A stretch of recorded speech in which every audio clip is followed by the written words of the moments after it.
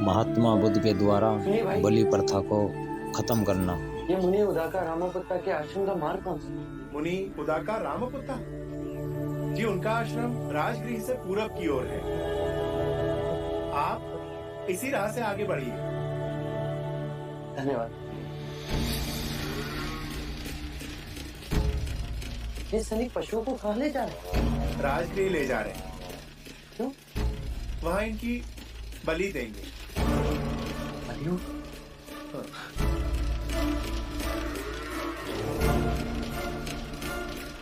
रुक जाइए। क्यों निर्दोष पशुओं पर अत्याचार कर रहे हैं आप? ऐसा नहीं बाबा, हमारा मार्ग छोड़ो। मैं अपने प्राण त्याग सकता हूँ, पर आपका मार्ग नहीं छोड़ सकता। पहले आप ये बताइए कि निर्दोष पशुओं को कहाँ लेके जा रहे हैं? इन सबको बलि के लिए ले जाया जा रहा है।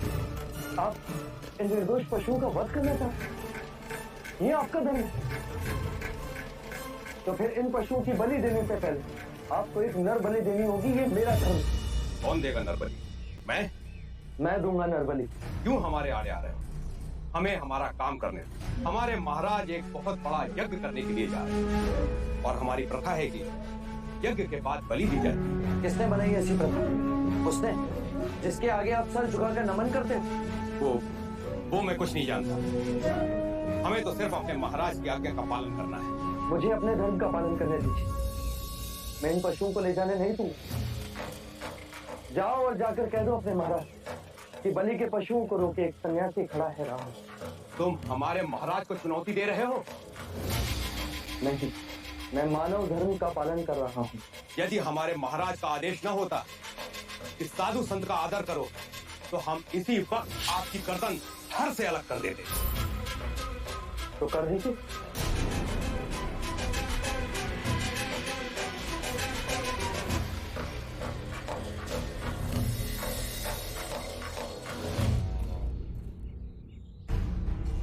महाराज, 101 पशुओं की बलि यहाँ चढ़ाई जाएगी।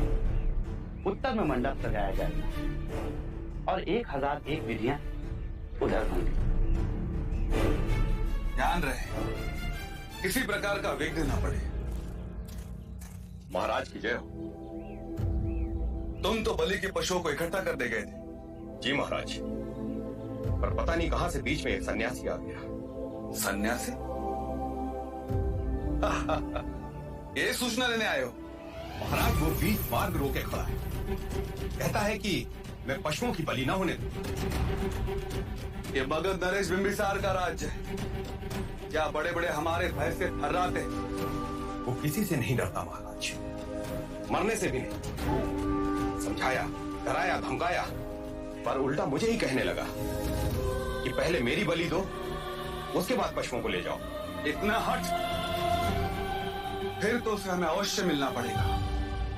देखो कौन है जो मगध नरेश बिंबिसार के सामने अपना सर उठाने का साहस कर रहा है। महाराज, सर काट के ही ले आते हैं।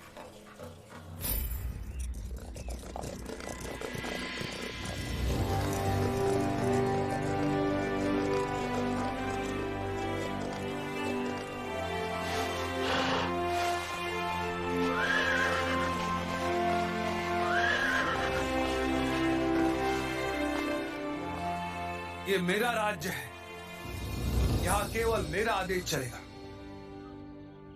असंख्य राज्य बने, असंख्य राज्य बिगड़े, अंत ही जीवन का परम सत्य है। अब धर्म की शिक्षा तुम मुझे दोगे? धर्म के नाम पर यदि अधर्म होगा तो मैं उसका विरोध करूंगा। यदि सन्यासी नहीं होते तो अभी तुम्हारी बलि चढ़ा देता मैं। सन्यासी की हत्या के पाप से आज मैं तुम्हें मुक्त करता हूं।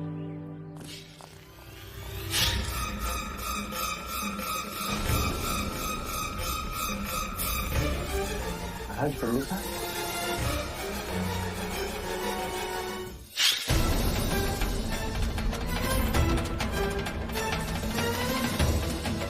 महाराज पंडिता,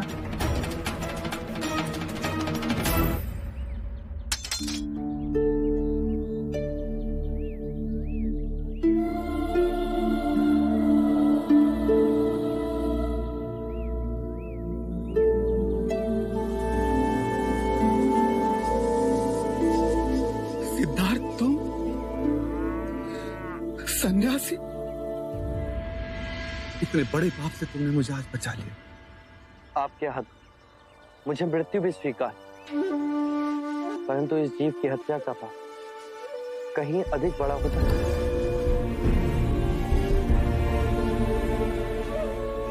प्रश्न ये नहीं मित्र कि मैं जीऊं या मरूं, प्रश्न ये जीवन और मरण के इस चक्र से मुक्ति का कोई तो मार्ग है।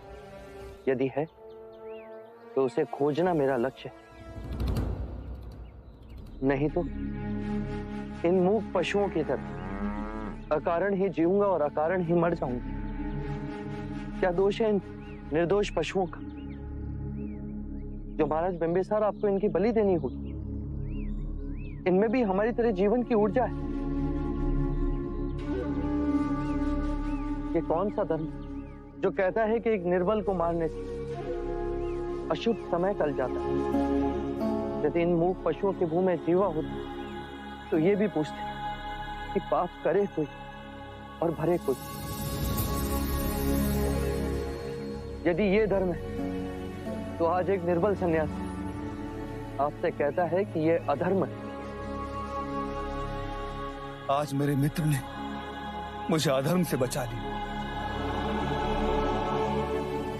आज से मगध में कोई बलि नहीं दी जाएगी।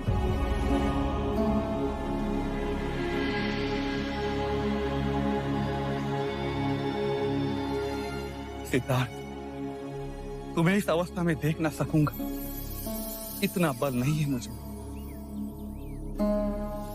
बिंबिसार गद्दों पे सोए और सिद्धार्थ क्या धूल मिट्टी में। नहीं सिद्धार्थ, मेरे साथ राजमहल में चलो, वहां तुम्हारी साधना में कोई विघ्न नहीं आएगा। नहीं महाराज बिंबिसार, जिस तरह आज इस निर्दोष पशु को मैंने बचाया, उसी प्रकार असंख्य मनुष्य पशु जीवन के दुखों से जूझ रहे।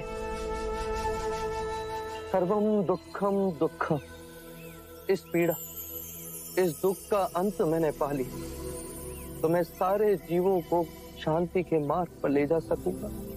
औरों के दुख दूर करने के लिए अपने सुखों की आहुति देने वाला मैंने आज तक नहीं देखा।